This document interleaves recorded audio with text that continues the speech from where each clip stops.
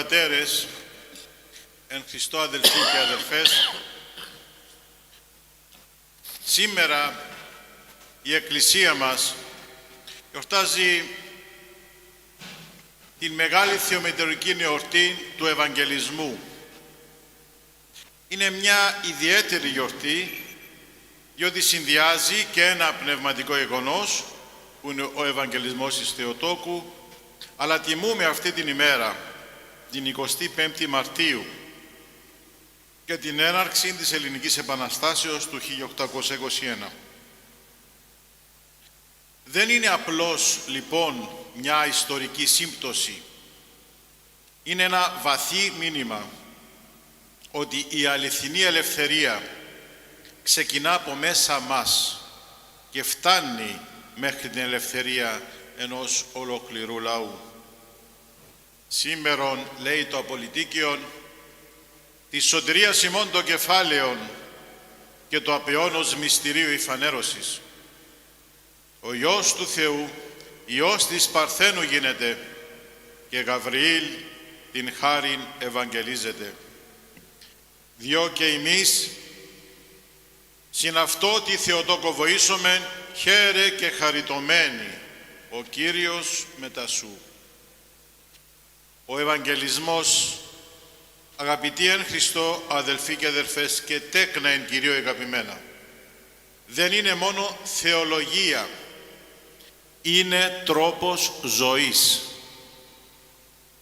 Το σήμερον του ύμνου γίνεται και δικό μας σήμερα.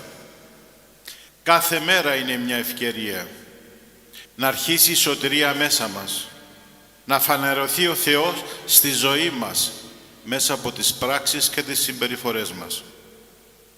Αρκεί να πούμε και εμείς το «Γέννητό μη κατά το ρήμα σου» που είπε η Παναγιά, όπως το είπαν και οι αγενιστές του 21 και του 55-59, οι οποίοι πρώτα έγιναν καλοί χριστιανοί και με τη δύναμη αυτήν του Θεού, με ελπίδα στην Ανάσταση αυτού, θυσιάστηκαν υπερπίστεως και πατρίδος. Όταν ο Αρχάγγελος Γαβριήλ, λοιπόν, εμφανίστηκε στην Παναγία, της είπε ότι θα γεννήσει το Χριστό. Και εκείνη απάντησε, «Ιδού, Ιδούλη Κυρίου, γεννητόμη κατά το ρήμα σου». Με μια φράση, η Παναγία μας έκανε κάτι το απίστευτο, κάτι το συγκλονιστικό. Υπάκουσε ελεύθερα στο Θεό. Νίκησε το φόβο της παρουσίας του αγγέλου που την τρόμαξε. Μια νεαρή, παρθένος, εγκλωβισμένη μέσα στον ναό από την παράδοση και την ιστορία και τις εντολές των γονιών της. Δεν εγνώριζε τον κόσμο έξω, όπως τον εγνώριζαν οι κοπέλες της ηλικίας της. Ήταν 12ετής προσευχόμενη στο ναό. Και ξαφνικά ένας άγγελος απαστράπτων εμφανίζεται μπροστά της και αυτή πρέπει όλα αυτά να τα αντιληφθεί, να τα χωνεύσει, να τα μετρήσει και να αποφασίσει το τι πρέπει να κάνει. Αυτό που βλέπει είναι ένα όνειρο, ένα όραμα, είναι κάτι που στην πραγματικότητα δεν ισχύει ή είναι η βούληση και η παρουσία του Θεού στη ζωή της. Σε κλάσματα δευτερολέπτου, λόγω ακριβώς της ποιότητας της ψυχής της, αναμετριέται με τον χρόνο και τον τόπο και την ιστορία και τη θρησκεία και την πίστη και απαντά με υπακοή. Ας γίνει το θέλημα του Θεού. Η ελευθερία της Παναγίας δεν ήταν να κάνει ό,τι θέλει, ήταν να πει ναι στο σωστό. Είχε επιλογή. Αυτή είναι η πρώτη και μεγάλη αλήθεια. Η αληθινή ελευθερία δεν είναι να ακολουθώ τα πάθη μου, αλλά να τα νικώ. Συνδυάζοντας λοιπόν την εξωτερική με την εσωτερική ελευθερία, ο Ευαγγελισμός γίνεται μια σπουδαία γιορτή για μας, τους Έλληνες. Διότι οι ήρωες του 21 δεν πολέμησαν μόνο με όπλα, πολέμησαν πρώτα μέσα τους, ενώθηκαν, που σημαίνει καταπάτησαν εγωισμούς.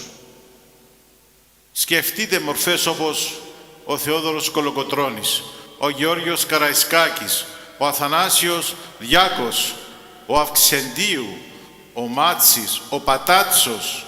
Τι τους έκανε μεγάλους? Όχι μόνο το θάρρος, αλλά η πίστη στο Θεό, η αυτοθυσία, η εγκράτεια, η αγάπη για την πατρίδα.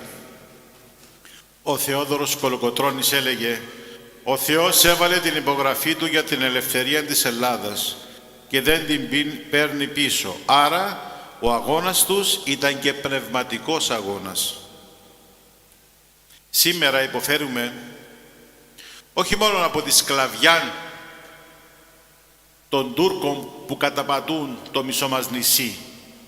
Η μεγαλύτερη μας σκλαβιά είναι εσωτερική και είναι τα πάθη μας. Σήμερα, εκτός από τους κατακτητές, έχουμε κάτι πολύ πιο επικίνδυνο. Τον εγωισμό, την αδιαφορία, την αμετανοησία, την αμαρτία, την εξάρτηση από ουσίες, κινητά και εικόνες, και όλοι ψάχνουμε επιβεβαίωση από τα likes των Facebook και υποφέρουμε από έλλειψη νοήματος ζωής.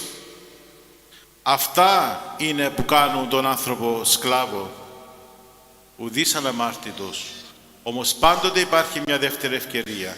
Πόσοι την αξιοποιούμε? Και εδώ έρχεται το κρίσιμο ερώτημα. Είμαστε πραγματικά ελεύθεροι?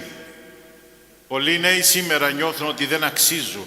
Δεν έχουν αυτοεκτίμηση. Ψάχνουν αγάπες σε λάθος μέρη. Πληγώνουν τους άλλους για να νιώσουν δυνατοί. Αυτό είναι σκλαβιά. Αλλά επιτρέψτε μου να το πω και θα το τολμήσω σήμερα, και προδοσία.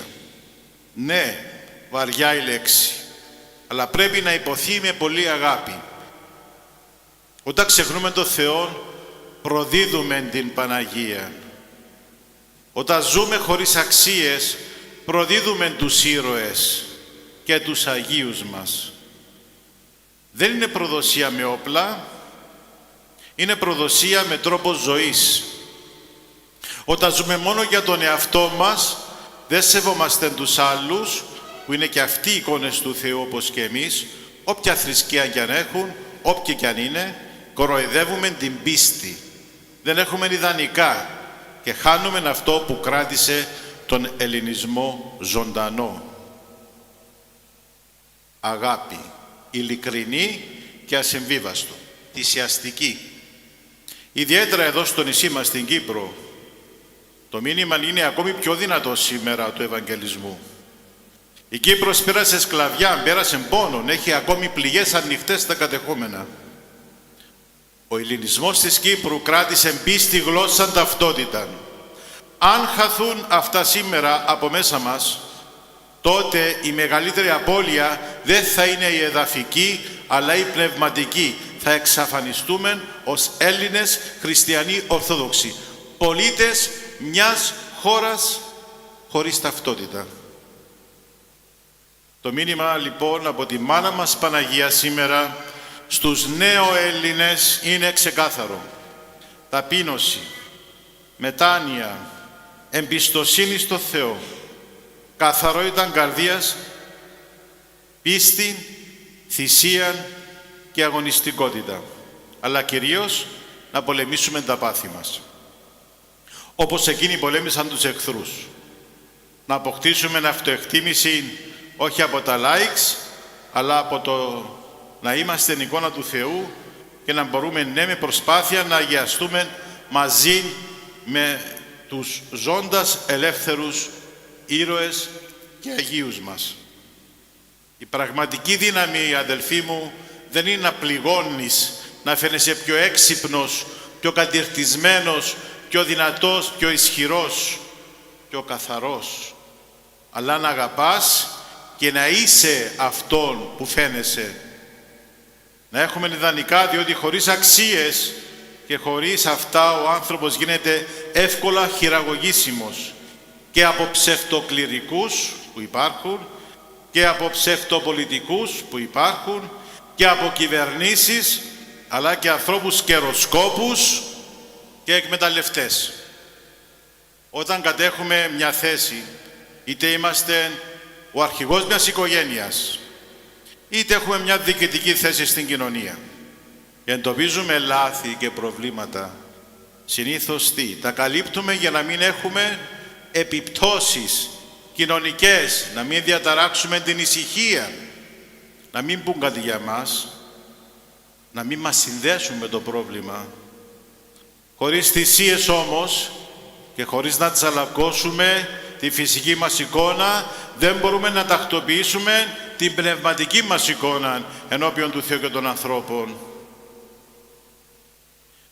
Επενδύουμε παντού εκτός από τον πολιτισμό μας. Ο πολιτισμός είναι φως και αυτό δείχνει το δρόμο. Οι παραδόσεις μας, οι φυσικές του τόπου μας, οι πνευματικές και οι λαϊκές, αυτές που μας κράτησαν εδώ, αγκυροβολημένους σε τούτο το νησί, χάνονται. Επενδύουμε παντού εκτός από την παράδοση και τον πολιτισμό, των θρησκευτικών και των πολιτισμικών, και περιμένουμε να προοδεύσουμε. Η ιστορία μας κοιτάζει, η Παναγία μας θωρεί, οι ήρωες και οι Άγιοι μας μετρούν τι μπόη έχουμε απέναντι στην έδοξη πορεία που μας κληρονόμησαν. Ας κάνουμε όλη την αυτοκριτική μας. Το ερώτημα δεν είναι τι έκαναν εκείνοι. Το ερώτημα είναι εμείς τι κάνουμε. Θα ζήσουμε με πίστη, αδιαφορία, αμετανοησία, με αγώνα ή με συμβιβασμό, με φως ή με σκοτάδι, με πολιτισμό ή χάος. Αν θέλουμε να σωθεί η ψυχή μας, να μείνει ζωντανός ο ελληνισμός, να έχει ελπίδα η Κύπρος, τότε πρέπει να ξεκινήσουμε από μέσα μας.